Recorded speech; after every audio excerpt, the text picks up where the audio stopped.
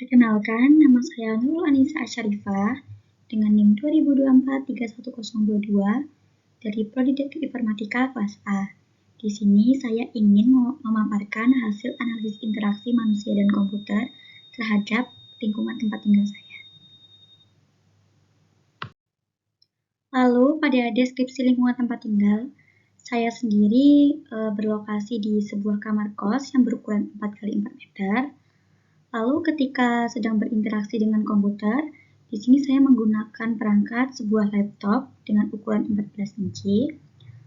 Lalu yang terakhir, penerangan lampu saja tanpa adanya jendela.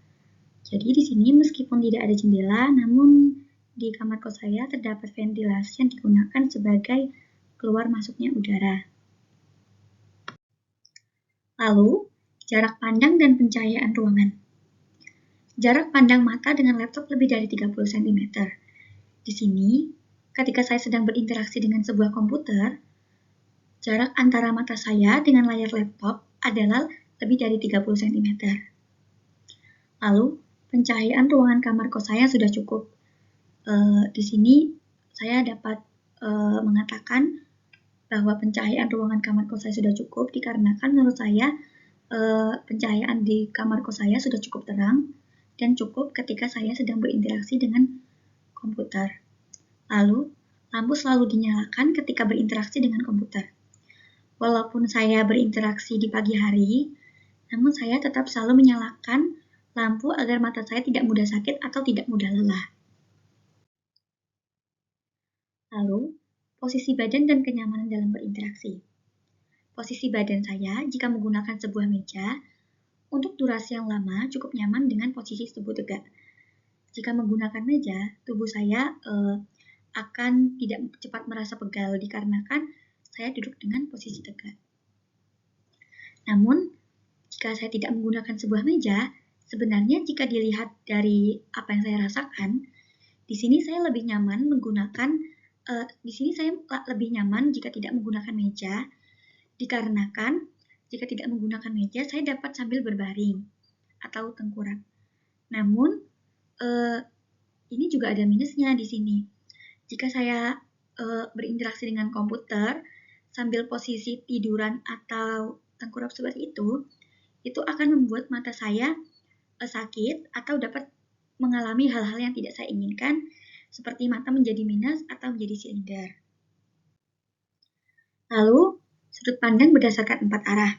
Jika dilihat dari arah depan, pencahayaan yang sudah cukup baik, serta jarak mata dengan laptop adalah sudah cukup aman. Dikarenakan saya berinteraksi antara mata dengan layar laptop saya lebih dari 30 cm.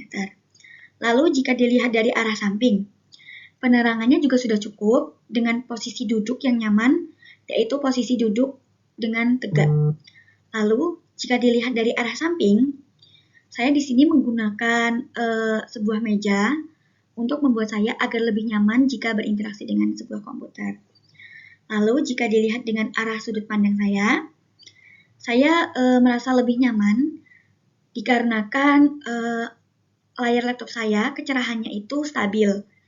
Maksud dari stabil sendiri itu tidak terlalu terang ataupun tidak terlalu redup atau gelap. Lalu pada aspek penglihatan, jarak mata dengan laptop sudah cukup aman. Karena di sini saya ketika sedang berinteraksi dengan sebuah komputer, jarak antara mata saya dengan layar laptop lebih dari 30 cm. Lalu adanya penerangan yang cukup dalam ruangan. Seperti yang telah saya jelaskan sebelumnya, bahwa penerangan di dalam kamar saya sudah cukup terang. Lalu kecerahan layar pada laptop saya yang stabil, dikarenakan layar laptop saya tidak terlalu terang dan tidak terlalu gelap atau buram. Lalu tidak sambil tiduran. Di sini saya tidak melakukan interaksi dengan komputer sambil tiduran karena akan membuat mata saya sakit atau mudah lelah.